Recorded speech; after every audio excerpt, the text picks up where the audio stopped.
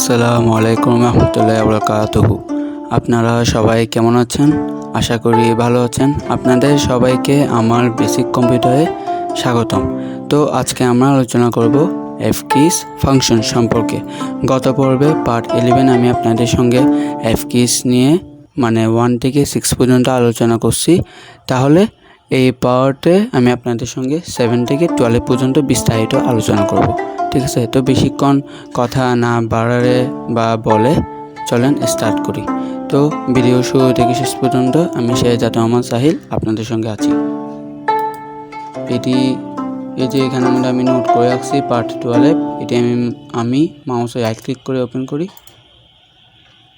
তো এখানে আমি সব কিছু নোট করে রাখছি যাতে আমি আপনাদেরকে একদম অ্যাকুরেটলি জানাই দিতে পারি এবং যাতে আমারও ভুল না হয়। তো এই যে পার্ট 12 এফ ফাংশন কিস সঠিক ব্যবহার। ওকে, এফ কিসে এগুলো আমি নোট করে রাখছি। ঠিক আছে, তো এই যে 1 থেকে 6 পর্যন্ত F7, 8, 9, 10, 11, 12 সব আমি নোট করে ফেলছি। তো চলুন ফার্স্টে এটা নিয়ে আলোচনা করি যে shift plus F7 equal check synonym. তো এটা আমরা কোথায় ইউজ করতে পারবো? এই যে এই এফ কিটাকে এটা আমরা word, Microsoft word, PowerPoint বা এক্সেলের মধ্যে ইউজ করতে পারবো, অন্য কোথাও ইউজ করতে পারবো না। এই যে ওয়ান নোটেও না বা মাই পেন্ট এই যে সফটওয়্যার আছে এখানেও না, বাট এটা আর একটা মাইক্রোসফট আছে ওয়ান নোট যা আমি ইউজ করি। তো আমি আপনাদেরকে এখানের মধ্যে করে দেখাই। এই যে উইন্ডোতে যাই এবং টাইপ করি ON টাইপ করলে ওয়ান নোট মাইক্রোসফটটি চলে আসছে। এটি আমি মাউসে লেফট ক্লিক করছি এবং ওপেন হচ্ছে। এই যে এখানের মধ্যে আমি আগে থেকে একটি কান্ট্রি লিখে রাখছিলাম। ঠিক আছে, তো আমি কান্ট্রি দিতে চাচ্ছি না, বা মনে করেন আমি এখানে আমার কান্ট্রি সম্পর্কে লিখতেছি। তো এখানে আমাদের কান্ট্রি আসছে, তো আমি কান্ট্রির সিনোনিম ইউজ করতে চাচ্ছি। ঠিক আছে, তো জাস্ট এটাকে আমি মাউসে লেফট ক্লিক করে ড্র্যাগ করে ফুল সিলেক্ট করব আর কিবোর্ডে টাইপ করব শিফট প্লাস F7। দেখছেন রাইটে একটা পপ আপ চলে আসছে। নোটে গেছি, এই যে এখান থেকে দেখছেন শিফট প্লাস F7। আমি এটা একটু ছোট করে দিই এবং আপনাদেরকে আবার দেখাই। এটাকে আমি ক্লোজ করে দিই, এই যে এই পপ আপটাকে, এবং ওয়ান নোটটাকে ওপেন করছি। তো এই যে কান্ট্রি আছে, কান্ট্রিটাকে আমি মাউসে লেফট ক্লিক করে অল সিলেক্ট করছি এবং শিফট প্লাস F7। দেখছেন রাইটে একটা পপ আপ চলে আসছে। তো আমি অ্যাকুরেটলি যেমন নোট করছি এখানে আমাদের দেখছেন shift plus F7 check synonym. এখানে আমাদের দেখছেন নেশন, স্টেট সব সিনোনিম চলে আসছে। Nation, state, woodland, farmland. তো এখানে আমরা এখানে একটা ক্লিক করব। সো এটা এখান থেকে অল সিলেক্ট করে Ctrl+C আর না হলে মাউসে রাইট ক্লিক করে কপি করে ফেলতে পারবো এবং এখানে আসে এটিকে ডিলিট করে পেস্ট করে দিতে পারবো। দেখছেন আমি আমার কিবোর্ডে Ctrl+V দিয়ে করছি। তো চাইলে মাউসে রাইট ক্লিক করে এই যে নিচে থেকে পেস্ট অপশন আছে এখান থেকে পেস্ট করে দিতে পারতাম। ঠিক আছে, তো আশা করি যে আপনারা এটা নিয়ে বুঝতে পারছেন যে কিভাবে F7-এ কি ব্যবহার করতে হয়। F7 অবশ্যই নিজে কাজ করতে পারবে না, তার থেকে একজন সহকর্মী বা সাহায্যকারী দরকার, তা হচ্ছে শিফট। তো আমরা আগে F7 ক্লিক না করে অবশ্যই শিফট আগে ইউজ করব। ঠিক আছে, তো এটি আমি মিনিমাইজ করে দিই এবং এখানে দুইটা হয়ে গেছে, তো আমি এটি ইউজ করি। এবং দ্বিতীয় নাম্বার হচ্ছে F8 সেফ মোডে কম্পিউটার চালানো। মনে করেন না আপনি আপনার কম্পিউটার রিস্টার্ট দিছেন অথবা অন করছেন। ঠিক আছে, না অন করলে হবে না, অবশ্যই রিস্টার্ট দেওয়ার পর হবে। আপনি রিস্টার্ট দিছেন, তো আপনি জাস্ট আপনার কিবোর্ডে আপনার যে ওয়ালপেপার আছে এই ওয়ালপেপারের উইন্ডোটা যখন দেখা গেছে তার 2-3 সেকেন্ডের ভিতর আপনাদেরকে কি ক্লিক করতে হবে? F8 ক্লিক করতে হবে। ঠিক আছে।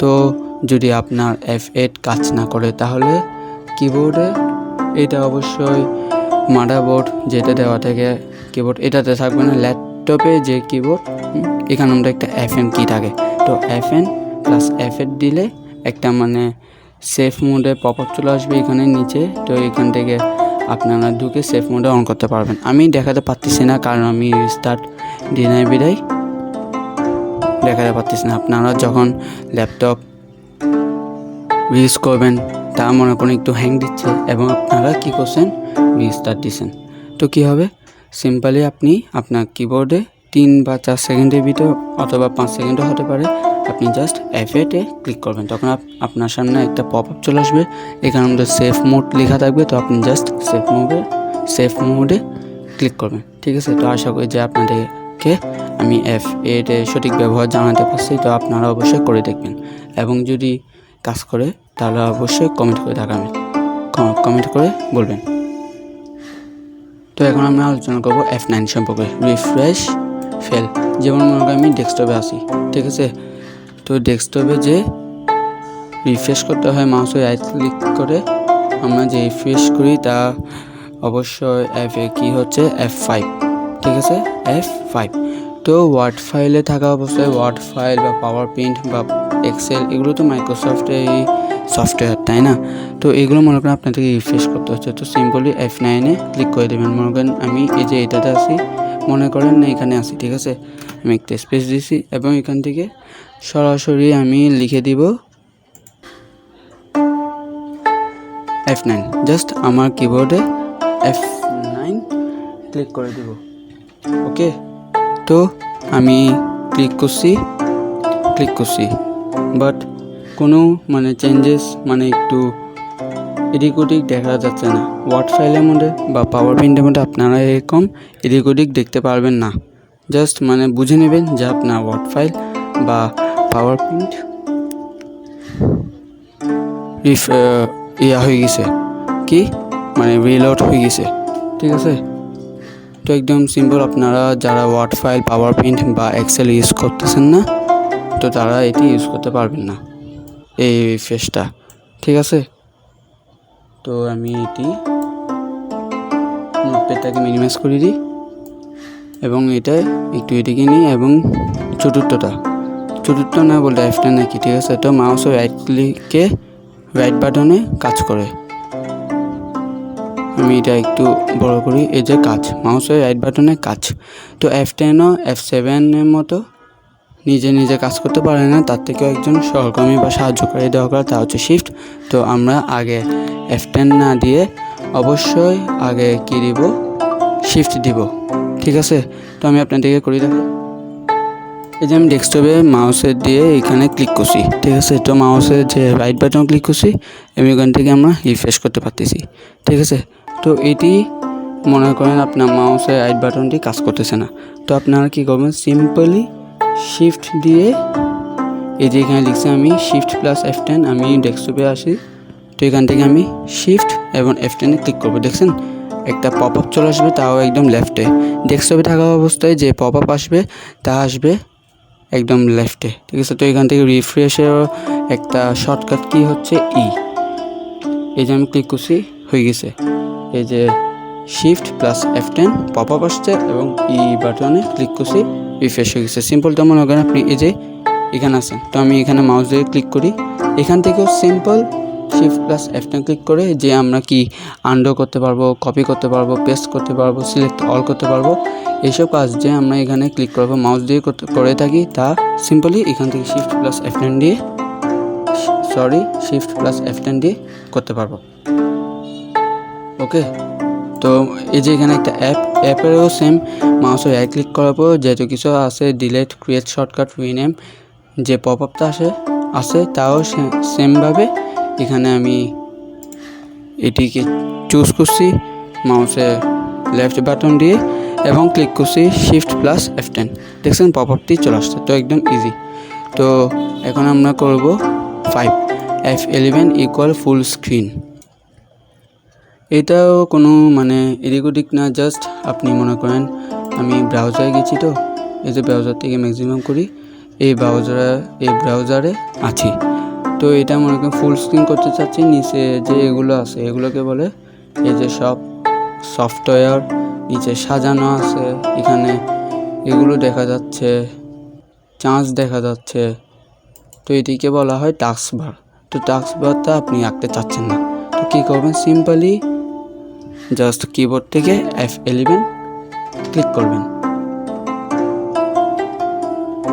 জাস্ট F11 ক্লিক করেন, F11 ফুল স্ক্রিন। এই যে আমি এখানে আছি, আমি এটি একটু মিনিমাইজ করি, F11 দেখছেন হয়ে গেছে। তো মনে করেন আপনার থেকে এখান থেকে বের হতে হচ্ছে, আপনি যে ফুল স্ক্রিন করে ফেলছেন, তো এটা থেকে আপনি বের হতে চাচ্ছেন। তো কেমনে হবেন, কিবোর্ডে একদম লেফটে উপরে একটা এসকেপ অপশন আছে, তো এখানে সিম্পলি ক্লিক করে দিবেন। ওকে, ক্লিক করেন। আর যদি আপনার কিবোর্ডে এসকেপ যে ESC বাটনটি যদি কাজ না করে, তাহলে আপনি কী করবেন, মাউসের যে কার্সর আছে এটাকে একদম উপরে নিয়ে যাবেন, আর উপর থেকে একটা ক্লোজ চিহ্ন নিচে আসবে, তো এটিতে সিম্পলি ক্লিক করে দিবেন। ঠিক আছে, তো সিম্পলি এটা F11 দিবেন, ফুল স্ক্রিন হয়ে গেছে, এসকেপ দিবেন, বের হয়ে গেছে। ঠিক আছে, তো এটা ব্যবহারও একদম সহজ। আমি এটি মিনিমাইজ করে দিয়েছি এবং নোটপ্যাড থেকে F12 গেছি। ঠিক আছে, তো এটার কাজ কি, এটার কাজ হচ্ছে সেভ ফাইল। তো এটা মনে করেন আপনারা OneNote ইউজ করতে পারবেন, ওয়ার্ড ইউজ করতে পারবেন, পাওয়ার পয়েন্ট ইউজ করতে পারবেন। তো আমি আপনাদেরকে মাই পেন্টে করে দেখাচ্ছি। এটি আমি ওপেন করি এবং এখান থেকে মনে করেন আমি এখানে এগুলো আঁকছি। ঠিক আছে, তো এটাকে আমি সেভ করতে চাচ্ছি। সিম্পলি কি করব, F12 ক্লিক করব। ওকে, সরি আমি F11 দিয়ে দিছি, F12 ক্লিক করছি, দেখছেন একটা পপ আপ চলে আসছে। ওকে, তো এখান থেকে আমরা সেভ করে দিতে পারবো। আমি আপনাদেরকে আবার দেখাচ্ছি, এই যে এটি মিনিমাইজ করি, এখান থেকে F12 ক্লিক করলে save file and check source. আমি মাই পেন্টে যাই, এখানে এগুলো আমি আঁকছি। ঠিক আছে, তো এখান থেকে জাস্ট কিছু করতে হবে না, আপনাদেরকে F12 ক্লিক করতে হবে। দেখছেন একটা পপ আপ চলে আসছে, তো এটি আমি যেখানে চান এখানের মধ্যে সেভ হয়ে যাবে। ডেস্কটপ দিলে এখানের মধ্যে আমি সেভ দিলে এই যে দেখছেন এখানের মধ্যে সেভ হয়ে গেছে, দেখছেন। তো এটাকে আমি এডিটও করতে পারবো, এখান থেকে আরও কিছু করতে পারবো। ঠিক আছে, তো এখন যে আর একটা আছে, এটা হচ্ছে চেক সোর্স।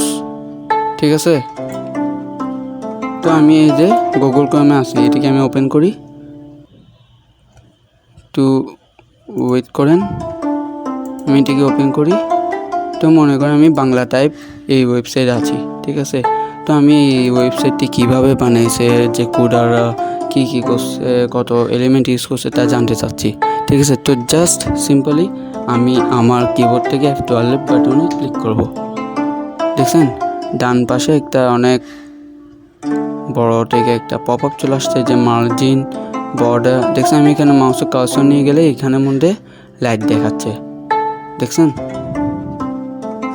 তো আমি যদি নিচে স্ক্রল করি, এখানের মধ্যে সব কিছু তথ্য দেওয়া আছে।